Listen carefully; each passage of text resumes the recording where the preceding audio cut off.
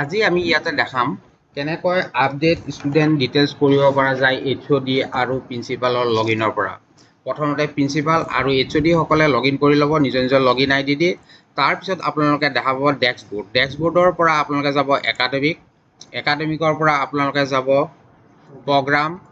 প্ৰগ্ৰামত গৈ পেলাই আপোনালোকে নিজৰ যোনটো প্ৰগ্ৰাম থাকে সেই প্ৰগ্ৰামটো চিলেক্ট কৰিব লিষ্টখনৰ পৰা। আমি ইয়াতে এক্সাম্পল হিচাপে আজি লৈছোঁ BEd প্ৰগ্ৰামটো। আমি BEdত ক্ৰিয়েট কৰিলোঁ। ক্ৰিয়েট কৰাৰ লগে লগে ক্লিক কৰাৰ লগে লগে আমি BEd প্ৰগ্ৰামটোৰ ভিতৰত সোমাই পৰিলোঁ। এতিয়া ষ্টুডেণ্টখিনি কোনটো আমাৰ টাৰ্মৰ সেইটো আমি জানিব লাগিব। ইয়াতে আছে আমাৰ টাৰ্ম দুটা, ইয়াৰ 1 আৰু ইয়াৰ 2। এইবাৰ আমি কাম কৰিম, ধৰি লোৱা হ'ল যে ইয়াৰ 1ত। তেতিয়াহ'লে আমি ইয়াৰ 1ত ক্লিক কৰিম। কৰাৰ লগে লগে ইয়াৰ ভিতৰত আমি দেখা পাম বেটচেছ এণ্ড ছেকশ্যনছ বুলি এটা ছেকশ্যন। ইয়াতে লঞ্চ বাটনটো আছে। লঞ্চ বাটনত আপোনালোকে ক্লিক কৰিব। ক্লিক কৰাৰ লগে লগে ইয়াতে আপোনালোকে বেটচ আৰু ছেকশ্যনছবিলাক দেখা পাব। ইয়াতে বিভিন্ন ধৰণৰ কলেজবিলাক আপোনালোকে যোনে য'ত পাৰ্মিশ্যন থাকিব নিজৰ কলেজবিলাকহে আপোনালোকৰ লগইনৰ পৰা দেখা পাব। ইয়াতে আছে লেফ্ট হেণ্ড ছাইডে এটা আই বাটন। ধৰি লোৱা হ'ল আমি এইখন কলেজৰ আমি সোমাই পেলাই ভিতৰৰ পিনে চাম ষ্টুডেণ্টৰ ডিটেইলছখিনি। তেতিয়াহ'লে আমি আই বাটনত ক্লিক কৰিম। আই বাটনত ক্লিক কৰাৰ লগে লগে ইয়াতে দেখা পাম ষ্টুডেণ্টছ বুলি এটা টেব। ইয়াতে আছে ভিউ ষ্টুডেণ্টছ। গতিকে আমি ভিউ ষ্টুডেণ্টছত গ'লোঁ। ভিউ ষ্টুডেণ্টছত যোৱাৰ লগে লগে আপোনালোকে গোটেই ষ্টুডেণ্টৰ ডিটেইলছখিনি আপোনালোকৰ নিজৰ কলেজ বা ডিপাৰ্টমেণ্টসমূহৰ গোটেইখিনি তললৈ স্ক্ৰল কৰিলে দেখা পাব। ইয়াতে দেখা পাইছে কিছুমান ষ্টুডেণ্টৰ ইয়াতে এইখিনি আহি আছে। ডেট মিনছ ষ্টুডেণ্টবিলাকে তেওঁলোকৰ পেপাৰ ৰেজিষ্ট্ৰেশ্যন কমপ্লিট কৰিছে, যাৰ কাৰণে এই ঘৰটোত কোৰ্চ এছাইনত আপোনালোকে ষ্টুডেণ্টৰ ডিটেইলছবিলাক দেখা পাইছে। কিন্তু কিছুমান ষ্টুডেণ্টৰ ডিটেইলছবিলাক এতিয়ালৈকে ইয়াতে ফিল আপ হোৱা নাই। HOD বা প্ৰিন্সিপালসকলে এইটোৰ পৰাই গম পাব যে বহুত ষ্টুডেণ্টে এতিয়াও কোৰ্চ ৰেজিষ্ট্ৰেশ্যন কৰিবৰ কাৰণে বাকী আছে। স্ক্ৰল কৰিলে আপোনালোকে গোটেই কলেজখনৰ যিমান ষ্টুডেণ্টে কৰিব বাকী আছে বা যিমানখিনি কোৰ্চ ৰেজিষ্ট্ৰেশ্যন হ'ল এই স্ক্ৰীনখনৰ পৰাই আপোনালোকে দেখা পাই থাকিব। তাৰপিছত আপোনালোকে যাব, এইটো কোৱা হয় এনৰলমেণ্ট নাম্বাৰ, সমৰ্থৰ এনৰলমেণ্ট নাম্বাৰ, আৰু ইয়াৰ কাষত আপুনি মানুহজন বা ছোৱালীজনীৰ নামটো দেখা পাই থাকিব। এনৰলমেণ্ট নাম্বাৰত ক্লিক কৰিব। এনৰলমেণ্ট নাম্বাৰত ক্লিক কৰাৰ লগে লগে তেখেতৰ নামে ধামে গোটেইখিনি ডিটেইলছ আহিব। এতিয়া কথা হ'ল কোৰ্চ ৰেজিষ্ট্ৰেশ্যনটো তেওঁলোকে কৰিব লাগে। ইয়াতে কোৰ্চ ৰেজিষ্ট্ৰেশ্যন কৰাৰ লগে ইয়াতে কোৰ্চৰ গোটেই ডিটেইলছখিনি আহিব। বেলেগ এজনক আমি দেখাই দিছোঁ, বেক কৰিছোঁ। ধৰি লোৱা হ'ল এইজন ষ্টুডেণ্টৰ চাম।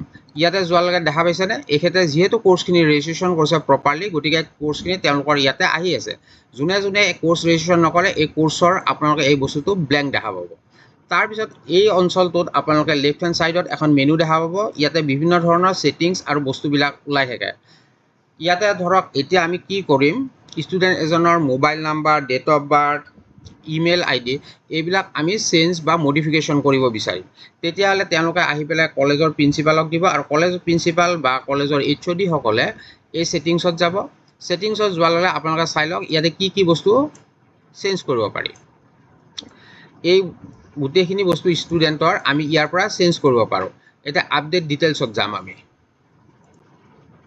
আপডেট ডিটেইলছত যোৱাৰ লগে লগে আপুনি চাওক ষ্টুডেণ্ট এজনৰ পাৰ্টিকুলাৰ ষ্টুডেণ্টৰ আপোনালোকে এইখিনি বস্তু চেঞ্জ কৰিব পাৰিব। ফৰ এক্সাম্পল ইমেইল আৰু মোবাইল। সাধাৰণতে ইমেইল আৰু মোবাইলটো যদি ষ্টুডেণ্টৰ ভুল হৈ থাকে তেতিয়াহ'লে তেওঁলোকে লগ ইন কৰিব নোৱাৰিব। কিহৰ কাৰণে লগ ইন কৰিব নোৱাৰিব? লগ ইন কৰাৰ সময়ত তেওঁলোকক এটা OTP যাব। OTPটো তেওঁলোকৰ এই ৰেজিষ্টাৰ্ড ইমেইল আৰু মোবাইল নম্বৰলৈ যায়। যদি এইটো কিবা কাৰণত ভুল হৈ থাকে তেতিয়াহ'লে সেই OTPটো তালৈ নাযাব। গতিকে আপোনালোকে এইটো শুদ্ধ কৰি দিব ষ্টুডেণ্টসকলক। মোবাইলত গ'ল, যোৱাৰ লগে ইয়াতে যদি কিবা ভুল হৈ থাকে তেতিয়াহ'লে ব্লেংক স্পেচ থাকে, কেতিয়াবা হোৱাইট স্পেচ থাকে, এইবিলাক ডিলিট কৰি দিব। ডিলিট কৰি দি আপোনালোকে ছাবমিট কৰি দিলে তেওঁৰ এই বস্তুটো আপডেট হৈ যাব ষ্টুডেণ্টজনৰ। আৰু এনেকৈয়ে ষ্টুডেণ্টৰ সমস্যা বহুতখিনি আপোনালোকে তাৰ পৰাই সমাধান কৰিব পাৰিব। বেক কৰি ওলাই আহিলে আকৌ দেখা পাব। আকৌ আমি গ'লোঁ, ইয়াতে ট্ৰেনজেকশ্যন ডিটেইলছ থাকে। যেতিয়া ফৰ্ম ফিল আপ কৰিব, কৰাৰ পিছত ইয়াতে চালে আপোনালোকে ল'ৰাই পইচা পে'মেণ্ট কৰিলে ইয়াতো দেখা পাব ট্ৰেনজেকশ্যন ডিটেইলছত। ঠিক সেনেদৰে আপোনালোকৰ প্ৰিভিলেজ অনুযায়ী সকলোৰে বেলেগ বেলেগ প্ৰিভিলেজ থাকে, আপোনালোকে ইয়াতে এই বস্তুবিলাক দেখা পাব। গতিকে এনেদৰে হেডসকলে বা প্ৰিন্সিপালসকলে ষ্টুডেণ্ট এজনৰ ইমেইল, ফোন নাম্বাৰ ইত্যাদি আপোনালোকৰ কলেজ এণ্ডতে আপডেট কৰি দিব পাৰিব। ধন্যবাদ।